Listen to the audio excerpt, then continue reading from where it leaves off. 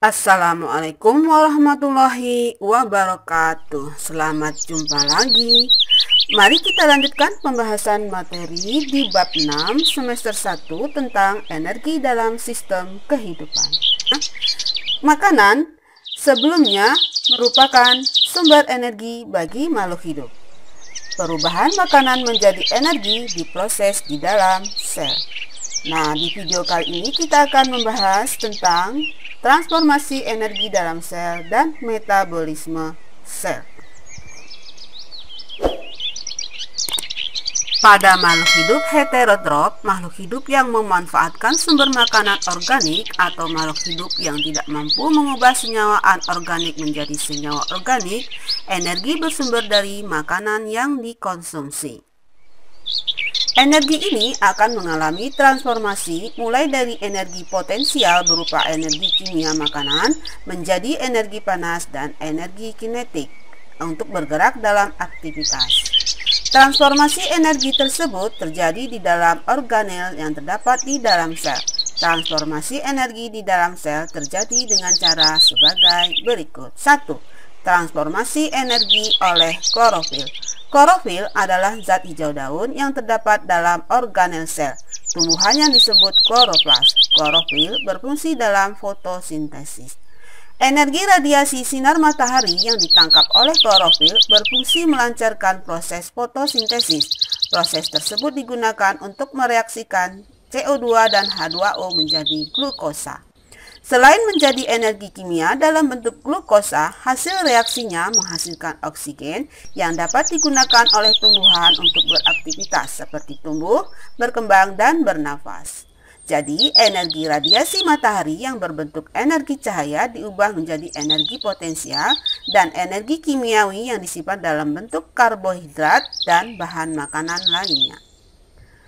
Energi ini dimanfaatkan oleh tumbuhan untuk beraktivitas seperti tumbuh dan berkembang, dan juga dimanfaatkan oleh makhluk hidup lain yang mengkonsumsi tumbuhan tersebut. Akibatnya, energi yang terdapat pada tumbuhan berpindah ke dalam tubuh makhluk hidup lainnya dan menjadi energi potensial. Di dalam tubuh makhluk hidup ini, energi akan ditransformasi kembali. 2. Transformasi energi oleh mitokondria. Mitokondria adalah organel yang terdapat di dalam sel, yang memiliki peran dalam respirasi sel. Di dalam mitokondria, energi kimia digunakan untuk mengubah karbohidrat, protein, dan lemak. Mitokondria banyak terdapat pada sel otot makhluk hidup dan sel saraf.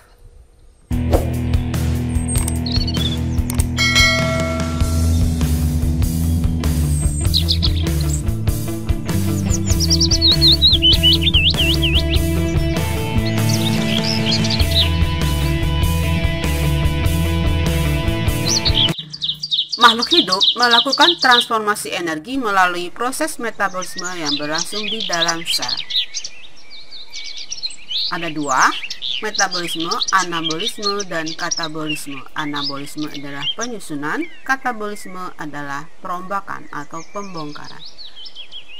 Contoh anabolisme adalah fotosintesis, sedangkan contoh dari katabolisme adalah respirasi sel dan pencernaan makanan.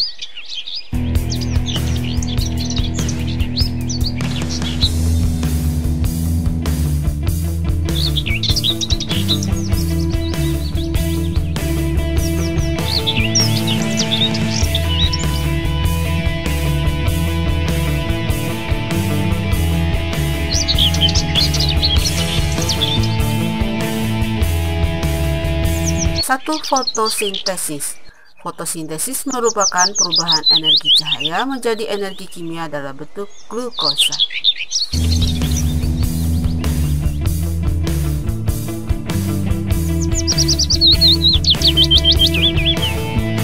Glukosa merupakan makanan bagi tumbuhan. Oksigen yang dihasilkan pada proses fotosintesis sangat dibutuhkan oleh manusia dan hewan.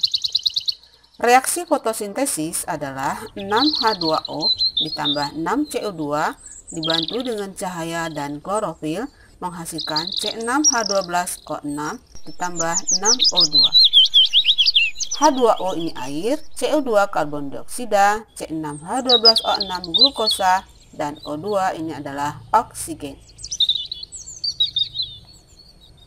2. Respirasi. Dari respirasi dihasilkan energi kimia untuk kegiatan kehidupan seperti sintesis, gerak, dan pertumbuhan. Pada proses respirasi merupakan penguraian bahan makanan yang menghasilkan energi. Proses respirasi sel mengubah energi kimia dalam makanan menjadi bentuk energi yang dapat digunakan langsung, misalnya energi otot untuk bergerak. Energi yang dihasilkan proses respirasi digunakan untuk aktivitas makhluk hidup, yaitu bergerak, berbicara, dan pertumbuhan. Reaksinya bisa kalian lihat di sini. Pencernaan makanan. Dalam mencerna makanan, makhluk hidup tidak bisa mengubah energi kimia menjadi energi yang dapat dimanfaatkan oleh tubuh. Lalu, bagaimana energi kimia dalam makanan diubah menjadi bentuk energi yang dapat dimanfaatkan oleh tubuh? Perhatikan caranya seperti ini. Jika kita makan nasi bersama lauk dan sayurnya, maka itu merupakan molekul organik. Lalu molekul organik itu dipecah menjadi molekul sederhana, seperti misalnya karbohidrat dirombak menjadi glukosa, protein dirombak menjadi asam amino, dan lemak dirombak menjadi asam lemak dan gliserol. Nah, kemudian molekul sederhana itulah yang diserap ke dalam darah, lalu diedarkan ke sel-sel tubuh. Pencernaan makanan ini merupakan katabolisme, artinya adalah ikatan kimia nutrien akan dirubah menjadi energi kimia yang disimpan dalam bentuk ATP. Gangguan kekurangan protein. Jika kalian kekurangan protein, maka akan menimbulkan penyakit busung lapar. Ada 2 penyakit busung lapar. Yang pertama adalah kwashiorkor dan yang kedua adalah marasmus. Terima kasih. Sampai jumpa lagi. Assalamualaikum warahmatullahi wabarakatuh. Jangan lupa like, subscribe, komen, dan tekan lonceng.